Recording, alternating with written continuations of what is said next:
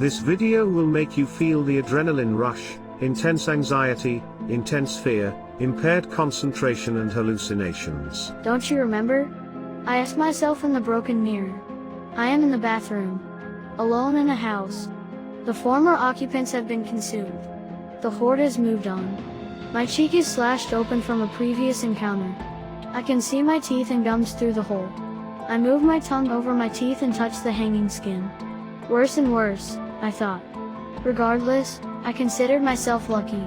I had made it out of the first wave relatively unscathed. Most of the horde suffered broken bones, gouged eyes, bullet holes, burned skin, missing limbs and all manner of injuries from the makeshift weapons used by the remnants of humanity. Save for decapitation or complete immolation, we survive any injury. It just feels different now. Everything feels different. My life is simpler. I am animalistic, prokaryotic in nature. I hunger, so I seek to be sated. The horde protects me, so I am drawn to them. These are my thoughts. It is a paradox. My success at remaining alive is directly proportional to how large the horde is, yet the amount of food I get is inversely proportional to how large the horde is. This makes sense ontologically. A herd of gazelles only grows as large as their environment allows. If they get too large and there isn't enough food for everyone, birth rates decline, or in a bloodier, more realistic example, predators exist. But that doesn't seem to matter. For lack of a better word, I love the horde. Fucking hell. I hear from downstairs. Followed by the cocking of a shotgun. The horde must have passed through an hour ago, I say to my crew. I am surrounded by 4 of the toughest warriors in the apocalypse. Bill Sparks, automotive. Bill has the inexorable perma-stink of motor oil and the indelible stain of grease on his fingers. If it has an internal combustion engine, Bill knows how it works. Additionally, he monitors and controls our petrol consumption. As long as we have gas, we survive. In the before times, he lost his license for a series of felony DWIs. Luckily the world ended, so he no longer worries about this. Jane Bowman, hand-to-hand combat. Jane lost her entire family to the hordes, 3 children and a husband. A disambiguous tragedy. Before the end, she was a mega mom. Lived for her children, she insisted that they all involve themselves in non-stop activities. Every day was a mad dash to complete the schedule, moving disparate components to their separate locations, often at the expense of meals. Along with the summer jobs, math clubs, and SAT prep, the kids' activities included Krav Maga, Judo, Taekwondo, Aikido, and Karate.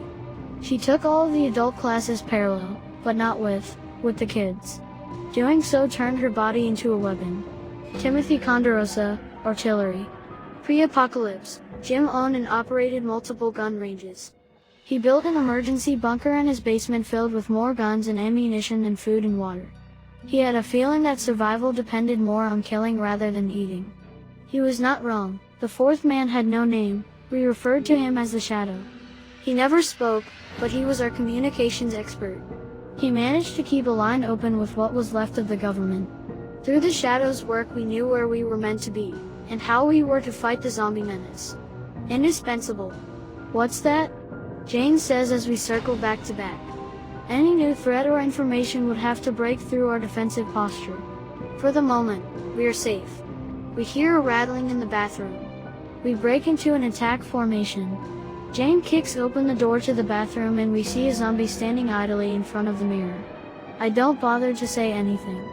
He wouldn't understand anyway. I fire the mega taser and the zombie crumples to the floor.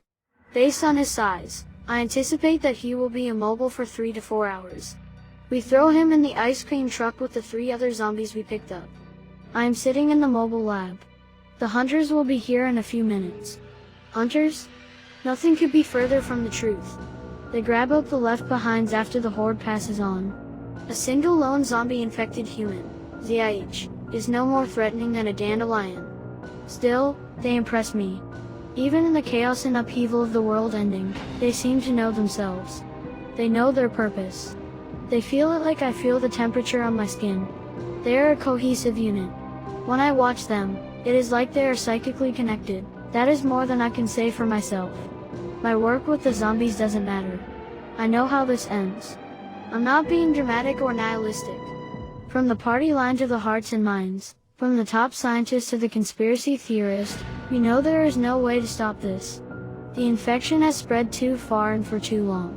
But we will persist. What was left of the government decided that our sole purpose is to find a cure.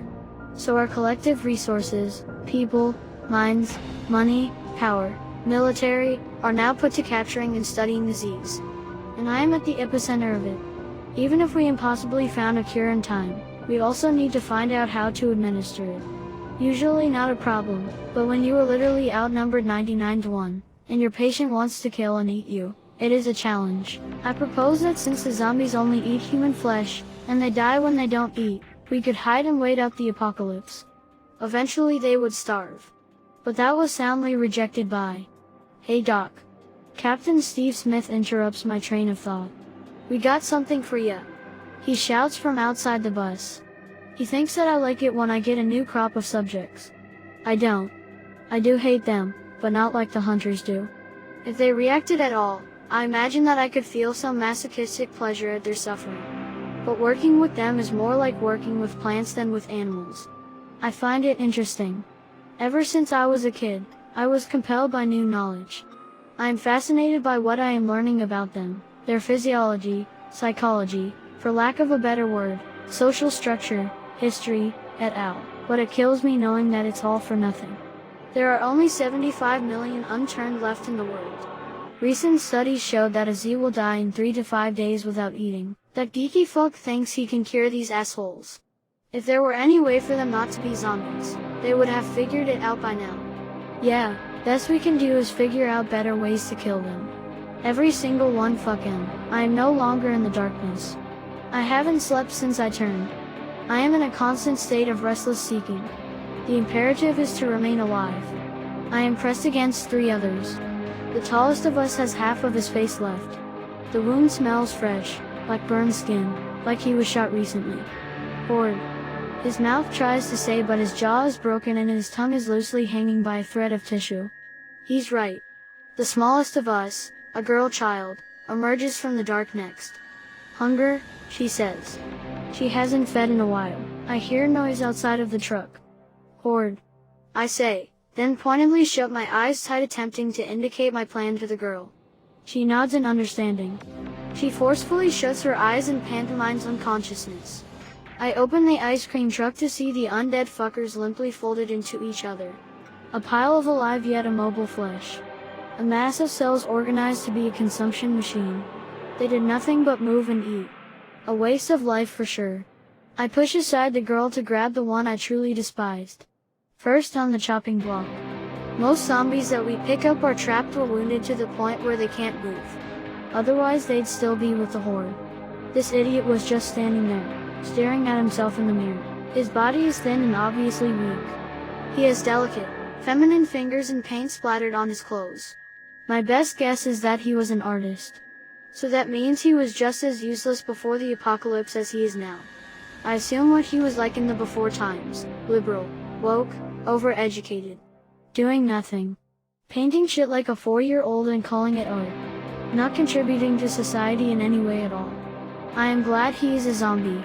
Fucks like you are why we are in this mess, I say as I grab him by the shoulder, knowing the tortuous fate waiting for him. I live for this. As I am grabbing the artist, the girl's eyes open. She bites down and her teeth sink into my arm. Horde, it's a half-thought that runs through my brain again and again. The mobile lab is in wreckage around us as the last of humanity is consumed. I no longer remember being a scientist, a soldier, or an artist. I only know hunger and the horde now.